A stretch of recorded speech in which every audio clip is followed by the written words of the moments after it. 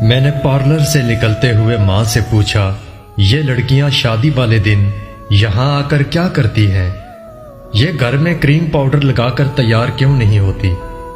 ماں کہنے لگی، بیٹی یہاں وہ لوگ آتے ہیں جن کے پاس بہت پیسے ہوتے ہیں یا جن کے نصیب اچھے ہوتے ہیں، وہ یہاں سے تیار ہو کر جاتی ہیں اور ان کے دولہے بھی ایسے ہی تیار ہو کر بارات لے کر جاتے ہیں۔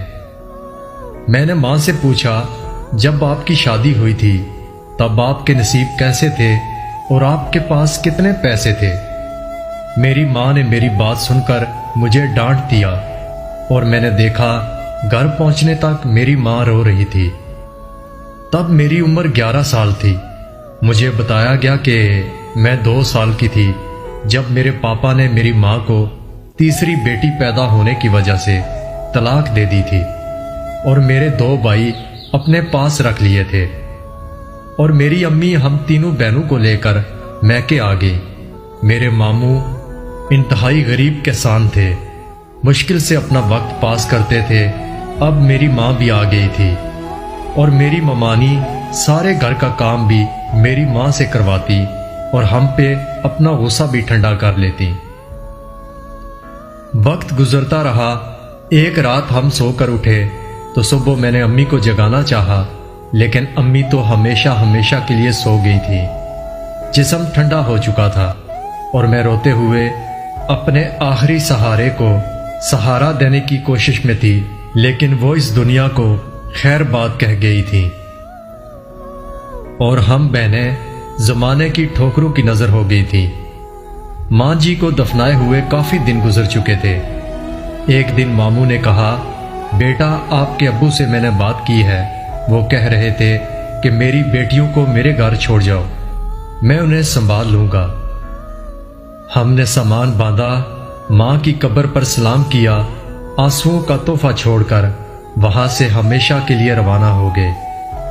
ابو کے گھر پہنچے تو ماموں نماز کے لیے مسجد میں چلے گئے اور ہمیں پتہ چلا 3 سال پہلے ابو بھی فانی دنیا سے رخصت ہو چکے ہیں، اور ماموں جھوٹ بول کر ہمیں یہاں چھوڑ کر نماز کے بہانے سے یہاں سے اپنے گھر لوٹ گئے تھے۔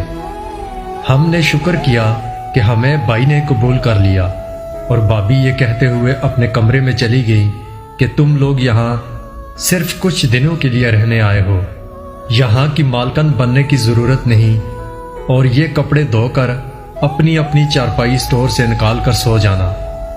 بھابھی کے جانے کے بعد ہم تینوں ایک دوسرے کے گلے لگ کر رونے لگ گئی۔ تھوڑے دن گزرے تو بھابھی نے ہم کو گٹھے بیٹھے ہوئے دیکھا تو کہنے لگی کہ یہ مت سوچ لینا کہ ہم تمہارے لیے اچھے رشتے ڈھونڈ کر تمہاری شادیاں کریں گے، یہاں صرف مہمان ہو، تم کسی سے بات کر کے اپنا پکا ٹھکانہ تلاش کرو۔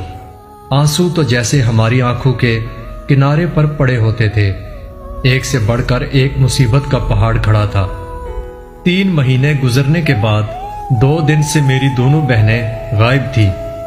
بھائیوں کی تو ہم کچھ لگتی ہی نہیں تھیں، اور بھابھی نے شکر ادا کیا کہ خود ہی چلی گئی تھی، اور میں اکیلی امی ابو اور دونوں بہنوں کی جدائی میں رونے کے لیے رہ گئی تھی۔ مجھے کمرے کی صفائی کے دوران ایک کاغذ ملا جس میں لکھا تھا، باجی ہم دونوں دور کے کسی شہر کی طرف جا رہی ہیں، ہمارا تیرے سوا کوئی نہیں تھا، لیکن تم تو خود بھی اس گھر کی نوکرانی ہو، اور ہم سے ایسے مر کے نہیں جیا جا رہا۔ وقت اور مقدر نے ساتھ دیا تو ہم تمہیں یہاں سے لے جائیں گی، اور اگر ایسا نہ ہوا تو ہم تمہیں قیامت کے روز ماں کے ساتھ ملیں گے۔ خدا حافظ۔ اس دن میں سمجھ گئی کہ جن کے نصیب اچھے ہوتے ہیں وہ پارلر سے تیار ہوتی ہیں، اور جن کے نصیب میرے جیسے ہوتے ہیں ان کا کوئی خواب بھی حقیقت میں نہیں بدل سکتا، اور آخر میرا پارلر سے تیار ہونے کا خواب ہی رہا۔